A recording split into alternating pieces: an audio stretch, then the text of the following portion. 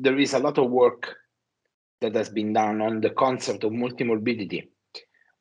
Basically, in the past, multi-morbidity was considered as just the number of concomitant long-term conditions.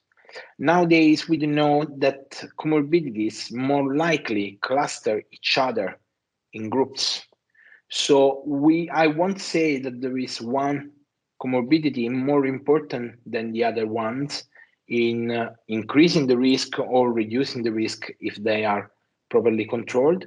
But I would say that the risk differ between different groups of comorbidities. Actually, we have made a couple of papers, but there exist other papers doing similar things on the concept of the cluster analysis. In particular, we published last year on BMC Medicine a paper about cluster analysis into the ERPAF registry, which is an observational registry held by the European Society of Cardiology. We have been able to see that in that specific cohort, we found out 3 different clusters. One cluster, which was the one with the lowest risk, was the one with low prevalence of all comorbidities. And then we had other 2 clusters. In one cluster, we found out a high prevalence of, in particular, non-cardiovascular comorbidities and non-cardiovascular risk factors. And in the 3rd cluster, we have found out the higher prevalence of cardiovascular conditions and cardiovascular risk factors. We have been able to show that these 3 clusters have differential risk, and with the one with the highest prevalence of cardiovascular condition having the higher risk of adverse outcomes. So I would say that in atrial fibrillation probably, but actually I already know that there are data which have not been published yet, but I know about them.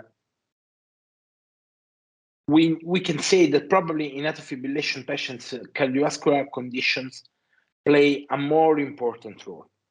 And instead, if we look at the observational registries about the ABC pathway, we can see how the C has been evaluated mostly on the cardiovascular conditions, basically those one that are part of the Charles score.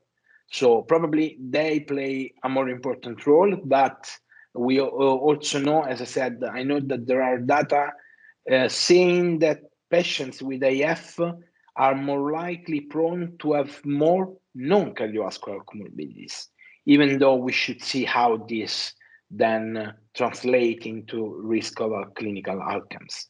So I think that probably the situation is still a little bit complicated, and we haven't studied enough the issue to be sure to have to be clear about how the comorbidities and the patterns of comorbidities work together in determining the risk. But certainly it is a very important issue, and even more certainly, I'm sure that in the last years, the changes in the management, the changes in the guidelines will be related to this important task, which is pivotal in order to get a reduction of the risk of death in particular, because as I said, stroke risk now is very low, but unfortunately risk of death is still consistent, and dying 5-6% of our atrial fibrillation patients, I would say that is still too much.